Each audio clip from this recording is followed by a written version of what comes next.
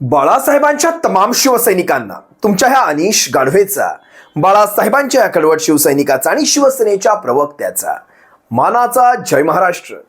जर अजूनही शिवसेना एक वादळ या आपल्या हक्काच्या माध्यमाला शिवसैनिकांना सबस्क्राईब करायचं राहून गेलं असेल तर तुम्हा सर्व शिवसैनिकांना पुनश्च कळकळीची विनंती, आत्ता ताबडतोब शिवसेना एक वादळ आपण सर्वांनी लाखोंच्या संख्येने सबस्क्राईब करावं. महाराष्ट्राच्या कानाकोपऱ्यापर्यंत शिवसेनेच्या विचारांना पोहोचवणाऱ्या या लाडक्या YouTube प्रबोधन माध्यमाला आपण सर्व शिवसैनिकांनी मोठं जरूर करावं, ही तुम्हा सर्वांना कळकळीची विनंती. काल केंद्रीय गृहमंत्र्यांचा अमित शहांचं एक भाषण माझ्या कानावर आलं आणि डोक्यामध्ये एक तिडीक गेली. खरं तर अमित शहांचं भाषण दूरच, पण अमित शहांचा चेहरा, त्यांचं नाव जरी डोळ्यासमोर आलं तरी डोक्यामध्ये एक सणक जात असते, एक तिडीक जात असते. मी एकटा नाहीये, महाराष्ट्रभरात लाखो शिवसैनिक असे आहेत ज्यांना अमित शहांचं नाव आणि चेहरा जरी पाहिला तरी संताप येत असतो. कारण महाराष्ट्रात शिवसेनेच्या बाबतीत जे काही घडलंय त्याचा सगळ्या खऱ्या अर्थाने सूत्रधार, जो केंद्रातला सूत्रधार तुम्ही म्हणू शकता, केंद्रातनं प्राणवायू पुरवणारा, या सगळ्याला प्रोत्साहन देणारा जर सूत्रधार जर कोणी असणार, जर श्रेय जर कोणाला द्यावं लागलं तर याचं श्रेय खऱ्या अर्थाने सर्वस्वी हे अमित शहांना जातं. 100 नाही 200 नाही 2 लाख टक्क्याचं श्रेय अमित शहांना जातं. त्यामुळे भारतीय जनता पक्षाचे महाराष्ट्रातले 4 ते 5 काही टघे नेते आणि केंद्रातले 1 ते 2 टघे नेते, या टघ्यांविषयी शिवसैनिकांच्या मनामध्ये चीड आहे आणि ती चीड कायम राहणार, या बाबतीत दुमत नाहीये. काल अमित शहांचं ते भाषण, 22-23 मिनिटांचं भाषण, ते भाषण ज्यावेळेस माझ्या कानावर पडलं, खरं तर प्रशिक्षण शिबिर होतं, मला वाटतं शिर्डीमध्ये भाजपाच्या कमळीच्या कार्यकर्त्यांचं प्रशिक्षण शिबिर होतं. आता प्रशिक्षण हा शब्द निघाला म्हणून एक गोष्ट तुम्हाला सांगतो, एक श्रेय द्यावं लागेल भारतीय जनता पक्षाला. आपल्या कार्यकर्त्यांना प्रशिक्षण देणं, त्यांना अपडेटेड ठेवणं, या सगळ्या गोष्टी भारतीय जनता पक्ष चांगला करत असतो. त्यांना कायम, म्हणजे रामभाऊ म्हाळगी प्रबोधिनी असेल, आपल्या ह्या कार्यकर्त्यांना कायम प्रशिक्षित ठेवायचं, अपडेटेड ठेवायचं. जागतिक गोष्टी असतील, देशाच्या राजकारणातल्या गोष्टी असतील, महाराष्ट्रातल्या असतील, इथे काय चालू आहे, कशा प्रकारे तुमच्याकडून कार्य अपेक्षित आहे, या सगळ्यांचं एक प्रशिक्षण देणं, तसे वर्ग भरवणं, हे कार्य भारतीय जनता पक्षामध्ये अविरत चालू असतं बघायला गेलं तर. खरं तर अशा प्रकारचे कार्य हे प्रत्येक पक्षांमध्ये व्हावेत, कारण ह्यातूनच कार्यकर्ते घडत असतात. कार्यकर्ते घडवण्याचं प्रशिक्षण हे भारतीय जनता पक्षासारखं कुठल्याही पक्षात होत नाही, हे इथे खेदाने नमूद करावं लागेल. शिवसेनेतही अशा प्रकारचे कार्यक्रम होत असतात. शिवसैनिकांना सगळ्या गोष्टी सांगत राहणं, पक्षांतर्गत ज्या गोष्टी चालू आहेत किंवा देशाचं राजकारण, राज्याचं राजकारण, महानगरपालिकांचं राजकारण, कशा प्रकारे कार्य अपेक्षित असणं, या सगळ्या गोष्टींची शिवसेनेतही तशा प्रकारची शिबिरं असतात. पण गेल्या 2-2.5 वर्षांच्या गृहयुद्धाच्या काळामध्ये आपण या सगळ्या गोष्टींमध्ये कुठेतरी तसूभर कमी पडलो आहोत, असंच मला कुठेतरी वाटतं. पण खेदाने पण सांगावं लागेल, होय, भारतीय जनता पक्षाच्या या गुणाची तारीफ करावी लागेल. शिवसेना एक वादळ, फक्त विरोधाला विरोध नाही, पण काही गोष्टी ज्या आपल्याला आत्मसात देखील करणं गरजेचं आहे. शत्रूच्याही का असेना, शत्रूच्या गोटातल्याही का असेना, पण त्या आत्मसात करून आपल्यामध्ये त्या गोष्टी कुठेतरी लागू करता येतील का, हे देखील पाहणं शिवसेना एक वादळचं काम आहे. त्यासाठी तुम्हा सर्वांसमोर ही देखील गोष्ट ठेवली. असो, काल अमित शहांचं ते भाषण, 23 मिनिटाचं भाषण, 3ऱ्या मिनिटावर त्यांनी शिवसेनेच्या पक्षप्रमुखांचं नाव घेतलं की अरे भाई, आवाज जोर से होना चाहिए, भारत माता की जय, भारत माता की जय, आवाज मुंबई तक जाना चाहिए. का मुंबईत कोण बसलेलं आहे तुमचं? मुंबईत कोण आहे तुमचं ज्याला मुंबईत तुम्हाला हे ऐकवायचंय भारत माता की जय? आता हे भारत माता की जयचं हा कालचा त्यांचा आम्ही नारा ऐकला, पण आज ज्यावेळेस सोनमर्ग, म्हणजे सोनमर्ग येथे नरेंद्र मोदींची, मला वाटतं कुठल्या तरी त्या बोगद्याच्या उद्घाटनाची ती सभा होती, त्या सोनमर्गच्या सभेमध्ये तिथे मात्र भारत माता की जय म्हटले नाहीत नरेंद्र मोदी. तिथे का नाही नारा ठोकला, भारत माता की जय, भारत माता की जय? नाही ठोकणार, कारण ह्यांचं हिंदुत्व जागा जागांप्रमाणे बदलत असतं, जागा जागा. आता तुम्हाला हिंदुत्वाच्याच विषयावरून सांगतो, बघा ना, फेक नॅरेटिव्ह कसं असतं. शिवसेनेने हिंदुत्व सोडलं, शिवसेनेने यांची मतं घेतली, शिवसेनेने त्यांची मतं घेतली, शिवसेनेने फेक नॅरेटिव्ह सेट केलं, संविधान धोक्यामध्ये वगैरे सांगितलं.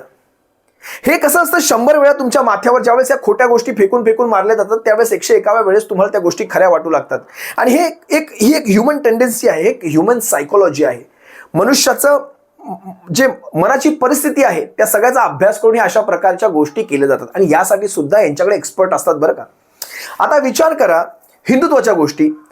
मी हजारदा ओरडून ओरडून सांगतोय की ह्यांनी MIM सारख्या रजाकारांची मतं, आपले 5 आमदार, जेव्हा 26 विधान परिषदेत कोटा ठेवला गेला, MIM सारख्यांची मतं घेतली. विचार करा, जिशान सिद्दकीचं मत, अब्दुल सत्ताराचं मत, नवाब मलिकाचं, दाऊदच्या संदर्भात असलेल्या नवाब मलिकाचं मत, म्हणजे हसन मुश्रीफाचं मत, सप्पाच्या देखील अबू आझमीचं मत घेतलं, रईस शेखचं मत घेतलं. हे हिंदुत्ववादी. मी अनेकदा सांगतो, मग ह्यांना कोणी प्रश्न विचारणार नाही की तुम्हाला 26चा कोटा तुमचा पूर्ण झाला कसा? MIM शिवाय ह्यांचा कोटा पूर्ण होऊच शकत नाही. मग 26चा कोटा देवेंद्र फडणवीसांनी नेमके कुठल्या आमदार फोडून काढला सांगावं? हिंदुत्ववादी तुम्ही. रजाकारांची मतं घ्यायची का? तर आपला आमदार निवडून आणायचा आहे. मग शिवसेनेला देशभक्त मुस्लिमांनी जर मतदान केलं तर ते मतदान म्हणजे वोट जिहाद झाला आणि ह्यांना मिळालेलं मतदान काय? हे असं आहे बघा ना. म्हणजे गोव्यामध्ये गोमांस खायचं, मणिपुरात जाऊन गोमांस खायचं, गोवा मणिपुरात ह्यांची सरकार, भाजपाची सरकार, पण तिथे ब्र शब्द काढणार नाहीत. आणि महाराष्ट्रामध्ये गोमातेला राज्य प्राण्याचा दर्जा द्यायचा. प्रश्न गोहत्येचा नाही, गोहत्या ही बंदच झाली पाहिजे, पण हे सिलेक्टिव्ह अप्रोच बघा ना कसा असतो. सिलेक्टिव्ह अशी अनेक अनेक उदाहरणं आहेत आपल्याकडे, अनेक उदाहरणं आहेत. आता विषय निघाला हिंदुत्वाचा. विचार करा, ह्याच गृहमंत्र्यांनी जवळपास गेली 10 वर्ष गृहमंत्री आहेत. हैदराबादेत तो छोटा पिल्लू आहे ना, अकबर ओवेसी नावाचा, त्यांनी जी काही विधानं केली होती, 15 मिनिट केले पोलीस हटा दो, ऐकलं असाल तुम्ही ती सगळी विधानं या अकबर ओवेसीची MIMच्या. ह्या 10 वर्षाच्या काळात कुठली कारवाई झाली? लाखो लोकांना चॅलेंज केलं ना ह्याने, कुठली कारवाई झाली? नाही झाली कारवाई आणि होणार पण नाही. याचे कारण माहिती आहे तुम्हाला? लक्षात घ्या, आज इतक्या विरोधी पक्षातल्या, विपक्ष म्हणतात हे हिंदीमध्ये, विपक्षातल्या पार्टीतल्या अनेक नेत्यांवर इन्कम टॅक्स CBIच्या कारवाया झाल्या. ओवेसीवर कधी कारवाई ऐकली तुम्ही? ओवेसीवर कधी कारवाई होणार सुद्धा नाही. याचं कारण लक्षात घ्या. भले विपक्ष दिसत आहेत नावाला, पण आतून सगळी सूझबूझ, सांठगांठ सगळी आतून हात मिळवण्या आहेत सगळ्या. जिथे मतांच्या फोडाफोड्या करायच्या असतील काँग्रेसच्या, तिथे ओवेसीला पुढे करायचं.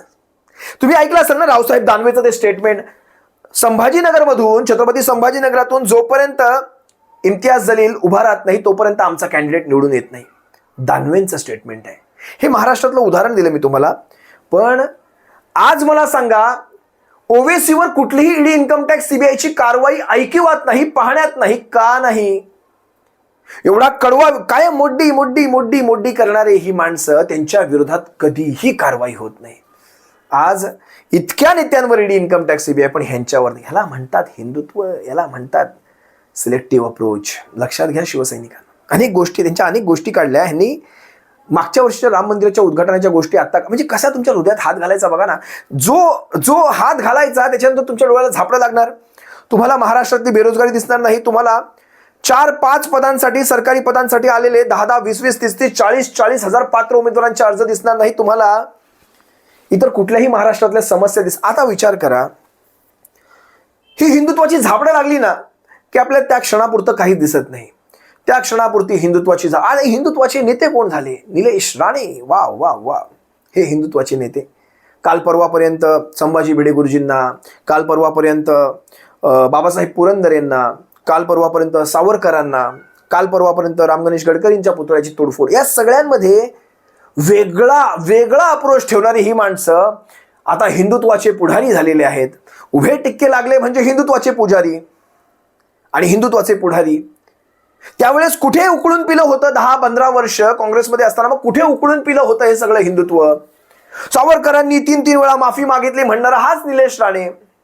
विचार करा, कुठेतरी विचार करा. अनेक गोष्टी आहेत ह्या माणसांच्या. फडणवीस नावाचा माणूस तुम्हाला मराठ्यांना आरक्षण देऊ शकतो का? ही यांची विधानं, हे हिंदुत्वाचे आता उभे टिक्के लागले यांना. आणि ह्यांनी शिवसेनेला शिकवायचं हिंदुत्व.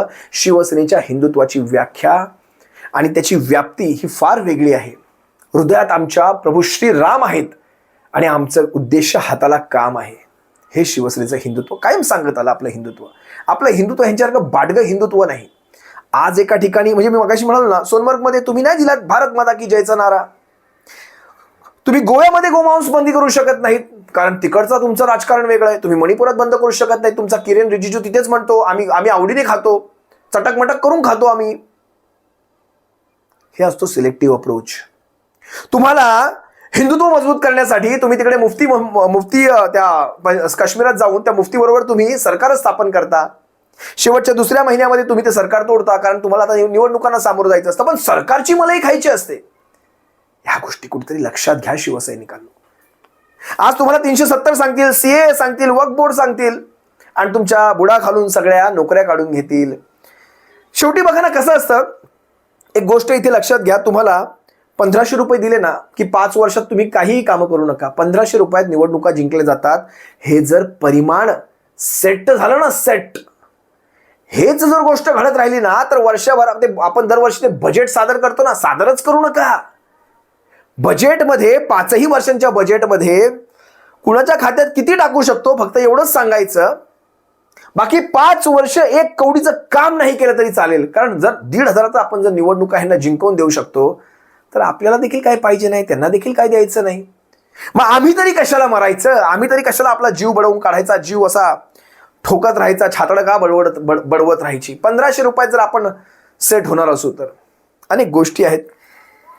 शिवरायांच्या घोषणा दिल्या. खरं तर मला राग ह्या गोष्टीचा येतो ना, छत्रपती शिवरायांच्या घोषणा आणि काय म्हणतात, जय भवानी जय शिवाय, तुमच्या तोंडात आमच्या छत्रपतींच्या घोषणा ह्या येऊच नाहीत. शोभत नाही हा भाग वेगळा, येऊच नाहीत.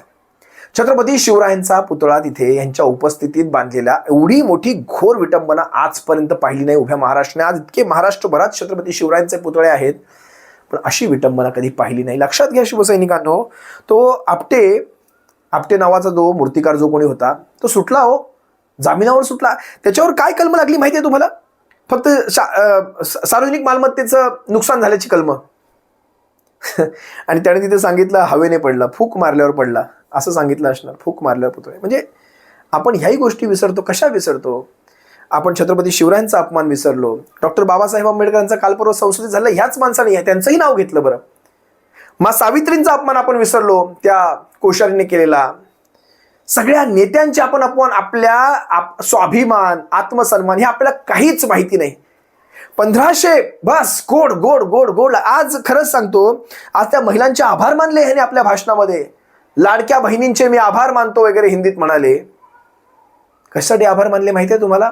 5 वर्ष लुटून खाण्यासाठी तुम्ही आम्हाला मदत केलेली आहे. 5 वर्षात आम्ही लुटून खाणार आहोत.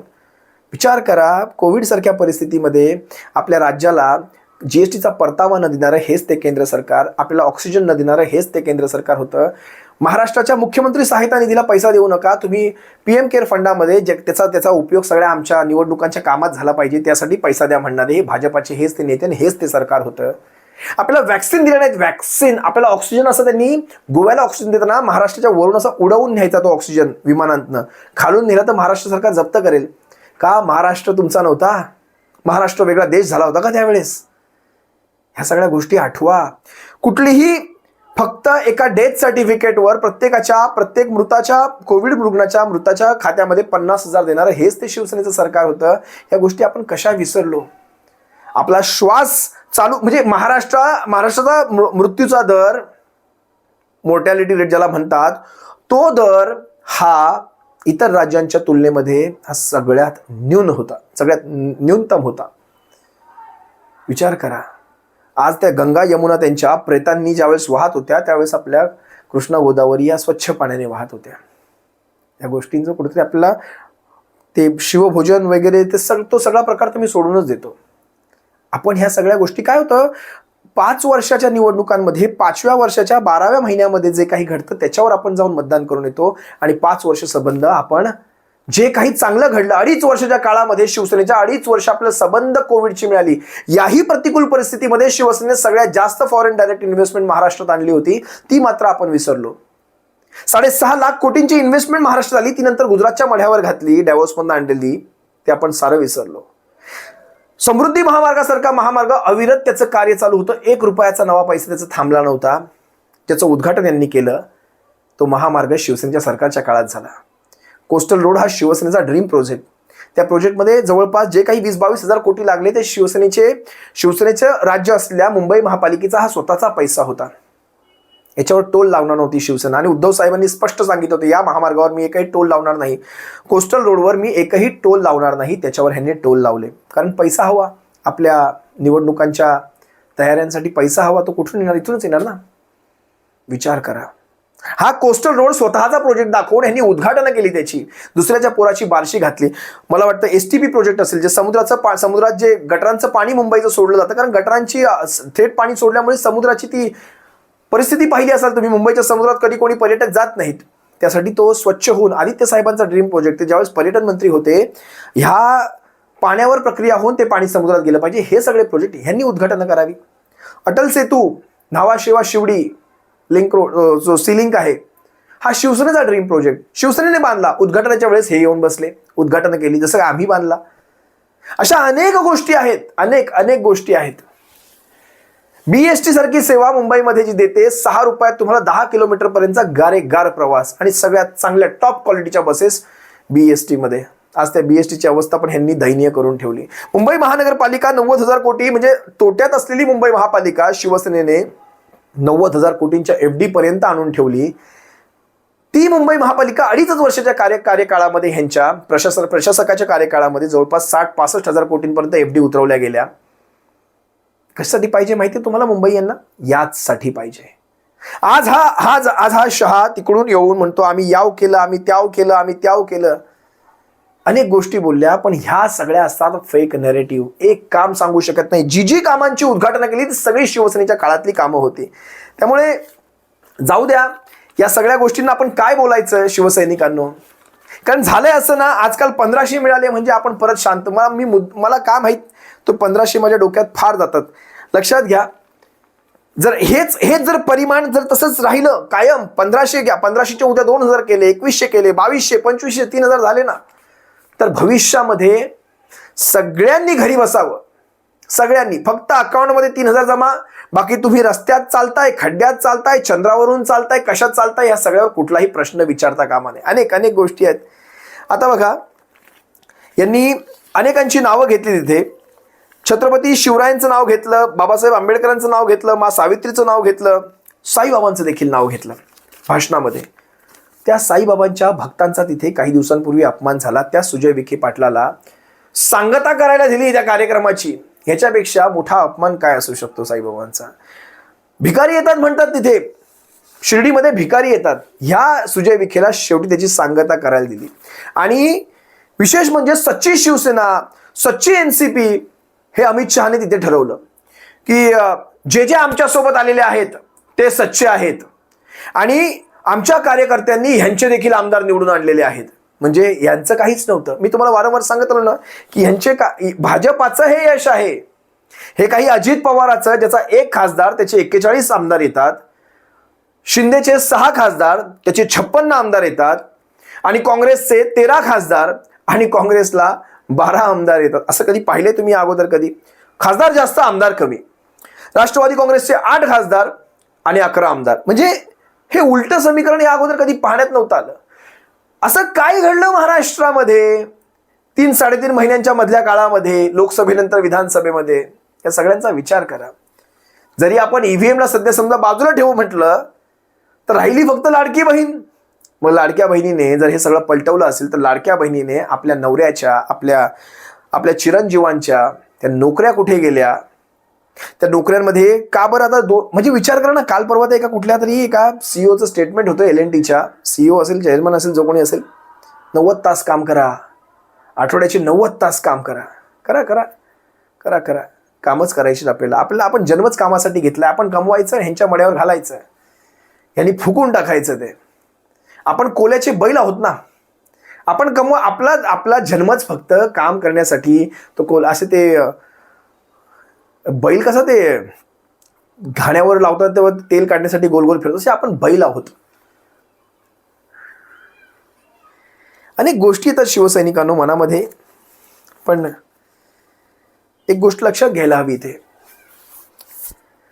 शिवसेनेला भारतीय जनता पक्ष आजही तुम्ही पहा, 3ऱ्या मिनिटाला ज्यावेळेस अमित शहाच्या भाषणामध्ये शिवसेनेचं नाव येतं, उद्धव साहेबांचं नाव येतं, त्याच वेळेस लक्षात घ्यायचं शिवसेनेला हा भारतीय जनता पक्ष आजही टरकून आहे. कारण भारतीय जनता पक्ष ही गोष्ट चांगली जाणतो की ही शिवसेना ही ठाकरे आणि ठाकरेंचं कधी काय कुठे नेम नाही. कधी काय कुठे करून जातील आणि कधी हा सामना उलटा करून टाकतील, टांगा पलटी करून टाकतील, हा ठाकरेंचा नेम नाही. त्यामुळे ठाकरेंना कमी समजायची चूक कुठे करू नका. हा अमित शहांनी आपल्या कार्यकर्त्यांना खाजगीत दिलेला हा एक सल्ला आहे. कुठेही तुम्हाला मीडियावर येणार नाही या गोष्टी, पण अमित शहांनी आपल्या कार्यकर्त्यांना खाजगीमध्ये ज्यावेळेस कारण हे मार्गदर्शन शिबिर होतं, कमी समजू नका, त्यांना कमी समजायची चूक करू नका, हा अशा प्रकारचा कानमंत्र दिलेला आहे आपल्या पदाधिकाऱ्यांना, आपल्या महाराष्ट्राच्या त्या सगळ्या फळीला त्यांनी हक्कान मंत्र दिला, ह्यांना अजूनही कमी समजू नका, त्यांचे 20 आमदार आहेत त्याच्यावर जाऊ नका, त्यांचे खासदार किती, त्यांचे आमदार किती, त्यांच्याकडे पदाधिकारी कोण राहिलेला आहे, त्यांच्याकडे किती पदाधिकारी आपल्याकडे येतात, याच्यावर जाऊ नका. ठाकरे ठाकरे आहेत आणि ठाकरे कधी कुणाचा गेम वाजवून जातील काहीही कळणार नाही. ह्या सगळ्या गोष्टी हलक्यात घेऊ नका. कारण बघा ना, आज 20 आमदारांचा शिवसेनेकडे 20 आमदार आहेत. खरं पाहायला गेलं तर विधानसभेच्या निवडणुका झाल्यात, लोकसभेच्या निवडणुका झाल्यात, महानगरपालिकेच्या निवडणुका आहेत, त्यातही मुंबई महापालिका ही महत्वाचीच आहे यांच्यासाठी. पण तरी देखील या काळामध्ये हे ठाकरे कधी कुठला गेम पलटवून जातील, अनेक गोष्टी आहेत. त्या सगळ्या गोष्टी मला काही इथे उघड करता येत नाहीत, पण तुम्ही समजून जा, समजणे वाले को इशारा काफी आहे. त्यामुळे अमित शहांचं आपल्या कार्यकर्त्यांना असलेलं हे मार्गदर्शन कानमंत्र आहे. असो, या सगळ्या आरोपांना आपण उत्तर देत असतो शिवसैनिकांनो. मुळात ह्यांच्या आरोपांमध्ये कुठलंही एक कवडीचं सत्य नसतं. आता ह्या अमित शहांचे बिनबुडाचे आरोप फक्त येऊन ते घोषणा ठोकायच्या, भारत माता की, तेवढं झालं की संपलं. ह्या असल्या व्यक्तिमत्वांनी महाराष्ट्रात खरं तर यांना किती, मगाशी मी सुरुवातीलाच सांगितलं, ह्यांचे चेहरे पाहिले की तिडीक जाते. पण ठीक आहे, जे काही असेल ते. या असल्या व्यक्तिमत्वांच्या प्रत्येक बिनबुडाच्या आरोपालाही तुम्ही जागेवर प्रत्युत्तर देत चला शिवसैनिकांना. मग सोशल मीडियाची माध्यमं असतील, कुठल्याही माध्यमांवर, ज्या कुठल्या माध्यमांवर तुम्हाला शक्य आहे तिथे उत्तर देत चला. आज शिवसेना जरी 20 आमदारांवर असली, जरी 9-10 खासदारांवर असली, तरी शिवसेना आजही या महाराष्ट्रातला सगळ्यात मोठा विरोधी पक्ष आहे. ही गोष्ट लक्षात घ्या. महाराष्ट्रातला सगळ्यात मोठा विरोधी पक्ष. या कमळीच्या जीवावर शिंदे टोळीने आपलं यश मिळवलेलं आहे. शिंदे टोळी बाजूला, कमळीला बाजूला गेली की शिंदे टोळी ही शून्य आहे. हे पुन्हा पुन्हा सांगतो. ज्यावेळेस मुंबई महानगरपालिकेत शिवसेना एकट्याने लढेल, त्यावेळेस भारतीय जनता पक्ष आपल्या दोनही टोळ्यांना बाजूला करेल आणि भारतीय जनता पक्ष सुद्धा एकट्याने निवडणुकीस सामोरा जाईल. त्यावेळेस शिंदे टोळीचं काय अस्तित्व आहे ना मुंबईमध्ये किंवा इतर महानगरपालिका क्षेत्रामध्ये, तेही पाहायला मिळणार. अनेक गोष्टी आहेत, काही गोष्टी ह्या चांगल्यासाठीच घडणार आहेत. त्यावेळेस शिंदे टोळीचं अस्तित्व किती आहे ना ते पाहायचं आहे आता आपल्याला. अनेक गोष्टी आहेत. जशी वेळ तसं तुमच्या सर्वांसमोर त्या गोष्टी देखील मी उघड करेल. असो, तुर्तास मी तुम्हा सर्वांची रजा घेतोय. सप्रेम जय महाराष्ट्र. बाळासाहेबांच्या शिवसैनिकांनो, काळजी घ्या. जय महाराष्ट्र.